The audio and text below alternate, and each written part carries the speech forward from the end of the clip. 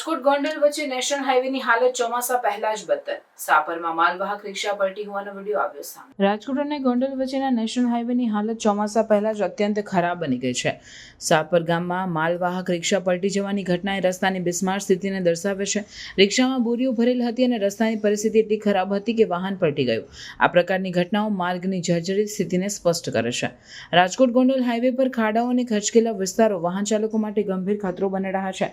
મોટા ખાડાઓ અને ખચકેલા વિસ્તારો વાહન ચાલકો માટે ગંભીર ખતરો છે. આ માર્ગ પર અકસ્માતોની સંખ્યા વધી રહી છે અને વાહન ચાલકોને સતત જોખમનો સામનો કરવો પડી રહ્યો છે. અન્ય વિસ્તારોમાં પણ નેશનલ હાઈવેની હાલત સારી નથી. વીરપુરથી જેતપુર વચ્ચેના રોડ પર મસમોટા ખાડાઓ અને ખચકેલા વિસ્તારો વાહન ચાલકો માટે ગંભીર ખતરો બની રહ્યા છે. આ માર્ગ પર અકસ્માતોની સંખ્યા વધી રહી છે અને વાહન ચાલકોને સતત જોખમનો સામનો કરવો પડી રહ્યો છે. મુખ્ય માર્ગોની આ બિસ્માર સ્થિતિને ધ્યાનમાં રાખીને તંત્રને તાત્કાલિક પગલાં લેવા જોઈએ. રસ્તાની મરામત અને સુધારણા માટે તંત્રને યોગ્ય પગલાં લેવા જોઈએ, જેથી વાહન ચાલકોને સુરક્ષિત મુસાફરી મળી શકે.